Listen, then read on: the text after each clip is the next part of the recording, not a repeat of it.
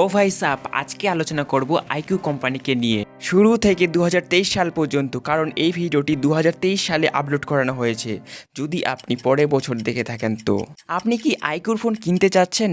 Order করার সময় আপনি সমস্যায় পড়তে পারেন। আর আপনি যদি মনে করেন যে আমি SBI ডেবিট কার্ডের মাধ্যমে অনলাইনে পে করব, তাহলে তো আপনি সমস্যায় পড়বেনই। আর আপনি যদি ফার্স্ট টাইম হয়ে থাকেন তাহলে তো প্রবলেমের উপর প্রবলেম, সমস্যার উপর সমস্যা আসবেই। এই ভিডিওটি দেখুন, আমার জন্য না হলেও আপনার প্রবলেমটা সলভ করার জন্য তো দেখতে হবে।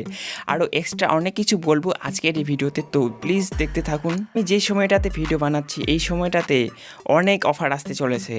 সামনে 8 তারিখে big billion day are great Indian festival আসতে চলেছে। তো এই সময়টাতে অনেকেই মোবাইল অর্ডার করবে, বিশেষ করে iQOO ফোন, যারা iQOO ফোন নিতে চায় তো তাদের এই প্রবলেমটা আসতে পারে। যারা iQOO কোম্পানির নামই শোনেনি, আজকে প্রথমবার শুনলো iQOO কোম্পানির নাম, তাও আবার আমার মুখ থেকে, তো তাদেরকে আমি একটা কথাই বলবো, আপনারা একটু মনোযোগ সহকারে দেখুন। এই কোম্পানির সম্বন্ধে আপনারা অনেক কিছু জানতে চলেছেন। ইন্ট্রো শেষ, তাহলে এখন শুরু করা যাক। iQOO কোম্পানি ভারতে 2019 সালে এসেছিল, কিন্তু সেই বছর একটিও ফোন লঞ্চ করানো হয়নি, শুধুমাত্র টিজার এসেছিল। আর সেই বছর শুধুমাত্র ওয়েবসাইটে দেখাচ্ছিল কামিং সুন। আপনি কি বলতে পারবেন iQOO কোম্পানির প্রথম ফোন কোনটি? প্রথম যে ফোনটি লঞ্চ করানো হয়েছিল ভারতে, সেই ফোনটির নাম কি? আমি বলে দিচ্ছি, iQOO 3। এই ফোনটি প্রথম লঞ্চ করানো হয়েছিল ইন্ডিয়াতে। আর স্পেসিফিকেশনগুলি যদি আপনি দেখেন তাহলে এখনও নেওয়ার ইচ্ছে করবে, কিন্তু আমি নিতে বলবো না, কারণ সেটি 3 বছর আগেকার ফোন। ফোনটির ফুল ডিটেলস যদি আমি বলি, অর্থাৎ স্পেসিফিকেশনগুলি বলতে থাকি, তাহলে সেই ফোনটি নিতে ইচ্ছে করবে। যে দামে লঞ্চ করানো হয়েছিল, অসাধারণ পারফরমেন্স করতো সেই সময়। এই সময়টিতে iQOO ছিল পুরোপুরি নতুন, তার সাথে একটা নতুন ফোন। কি করে যে মানুষগুলি বিশ্বাস করলো, ভাবতেই অবাক লাগে। নতুন কোম্পানি যখনই আসে তখন একটা ভয় কাজ করে যে এই কোম্পানিটি কেমন হবে না কেমন হবে। যেমন এই গত বছরে যে নাথিং নামে একটি ফোন এসেছে, তো নাথিং কোম্পানিটি যথেষ্ট পরিমাণে ভালো। আসলে কি ভালো না খারাপ আমরা বুঝতে পারি না, কারণ এর তো কোনো ইতিহাস নেই না। তো প্রথম ফোন কেমন না কেমন হবে, যদি ক্র্যাশ হয়ে যায়, এই ধরনের ভয়গুলি প্রচণ্ড কাজ করে। নাথিং 2 ফোনটি অতটা বিক্রি হয়নি যতটা নাথিং 1 ফোনটি বিক্রি হয়েছিল। তো এটা নিয়ে আমি ভিডিও বানাবো, কিছুদিন লেট হবে, তো চ্যানেলটিকে অবশ্যই সাবস্ক্রাইব করে রাখবেন। ভিডিও আসতেই থাকবে টুকটাক টুকটাক করে। শুধুমাত্র সাবস্ক্রাইব করে রাখলেই হবে না, নোটিফিকেশনটা অন করে রাখবেন, যাতে সঙ্গে সঙ্গে যেন আপনার কাছে পৌঁছায়। iQOO 3 এই ফোনটি দিয়েই iQOO কোম্পানি শুরু হয়েছিল। আর সেই সময়ে অর্থাৎ 2020 সালে কী এসেছিল আপনারা জানেন? মনে করুন, অবশ্যই বলতে পারবেন। মনে আছে করোনা ভাইরাস, লকডাউন। আর সেই শব্দগুলি ছিল আমাদের মতন সাধারণ মানুষদের কাছে পুরোপুরি নতুন। আর তখন কেমন পরিস্থিতি ছিল আলাদা করে বলার অপেক্ষা রাখে না। তো সেই সময়টাতে ফোন লঞ্চ করা হয়েছিল, তখন কে কিনবে ফোন? কেউ তো বাইরে বেরোতে পারছে না। iQOO কোম্পানির তরফ থেকে আজ পর্যন্ত যতগুলি ফোন লঞ্চ করানো হয়েছে, প্রতিটি ফোনই সেরা। আপনি বলতে পারবেন না যে এই ফোনটি খারাপ, এই ফোনটি ভালো। যে দামে লঞ্চ করানো হয়েছে, যে দামটি হওয়া উচিত সেই দামটিই ছিল। এখন 15,000 ফোনটি যদি 14,000 বা 13,000 পাওয়া যায়, তাহলে ফোন তো কিনবেই সবাই। তো এখন দেখা যাচ্ছে যে 15,000 ফোনটি 20,000 বিক্রি হচ্ছে, তাহলে সেই ফোনটি কিনবে না। যে দামটি হওয়া উচিত সেই দামটিই থাকতো।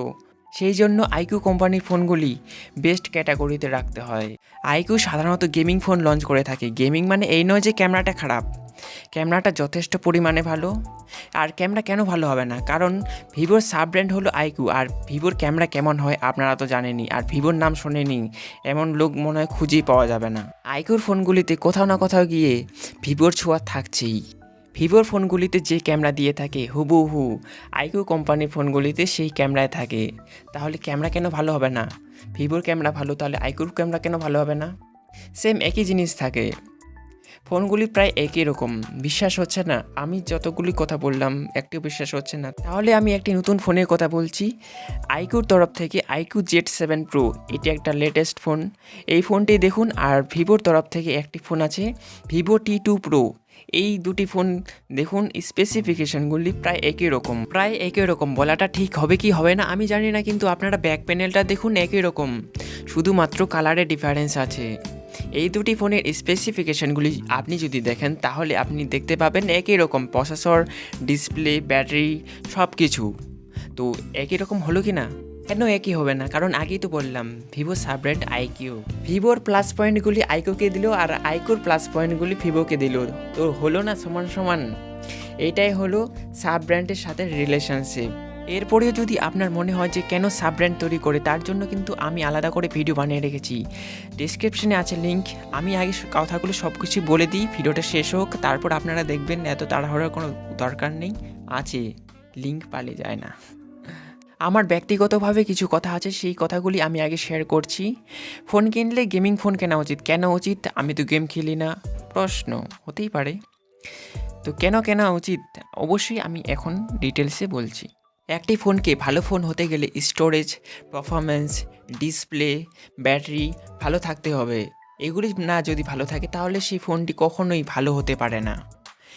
আপনি যে ফোনটি ব্যবহার করছেন সেই ফোনটিকে ইচ্ছা মতন যদি আপনি না চালাতে পারেন তাহলে क्या ফায়দা? ফোনটি আপনি ব্যবহার করছেন, আর ব্যবহার করতে করতে যদি সেই ফোনটি থেমে যায়, হ্যাং করে, ল্যাগ করে, বা কোনো কিছু ক্র্যাশ হয়ে গেল, তাহলে সেই ফোনের মধ্যে কিছু না কিছু গোলমাল তো অবশ্যই আছে।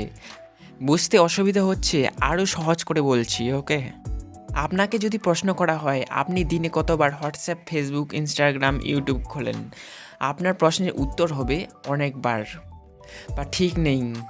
কতবার যে খুলি কোনো গ্যারান্টি নেই। 4 বার, 5 বার, 6 বার, 7 বার, 8 বার, 100, 200, 300, 400, ঠিক নেই। যতক্ষণ না আমি ঘুমাই ততক্ষণ পর্যন্ত ফেসবুক, হোয়াটসঅ্যাপ। আর যারা গেম খেলে তারা গেমিং অ্যাপটি কতবার ওপেন করে, ঠিক আছে কি? অনেকবার, সকালে, বিকালে, রাতে, সন্ধ্যায়, ভোরে, যখন ইচ্ছা তখনই। এখন যদি আপনাকে এই প্রশ্নটি করা হয় যে দিনে কতবার আপনি মোবাইল ক্যামেরাটি ওপেন করেন, আপনার প্রশ্নের উত্তর হবে যে একদিনে একবারও না। কালকে খুলেছিলাম একটু। তো এরকম অনেকেই আছে যারা মোবাইল ক্যামেরাটার কথা ভুলে যায়, যে আমার ফোনে ক্যামেরা যে আছে, ছবি যে তোলা যায়, ভুলেই যায়। হ্যাঁ, যখন আমরা প্রথম ফোনটি কিনেছিলাম তখন দিনে যে কতবার ছবি তুলেছি, সেলফি তুলেছি, এই ছাগলের ছবি, এই দেওয়ালের ছবি, এই এখানকার ছবি, সেখানকার ছবি। ফোনটি কেনার পর 1 মাসের মধ্যে আমরা অনেক ছবি তুলে নিই, কিন্তু যখনই 1 থেকে 1.5 মাস হয়ে যায়, 2 মাস হয়ে যায়, 3 মাস, 4 মাস, যত দিন যায় ক্যামেরার কথা আমরা ভুলে যাই। ছবি আমরা তখনই তুলি যখন আমরা বিয়ে বাড়িতে যাই বা কারো জন্মদিনে। যারা নিজেকে প্রচণ্ড ভালোবাসে তারা সবসময় স্ট্যাটাস দেওয়ার জন্য ছবি তুলে থাকে, আর যাদের বাড়িতে আয়না নেই তারা আয়নার ব্যবহার করে সেলফি ক্যামেরাটি। ঠিক বললাম তো? আপনার কাছে কোনটি গুরুত্বপূর্ণ, পারফরম্যান্স নাকি ক্যামেরা? পারফরম্যান্স ভালো হলে চারিদিকে ভালো হবে।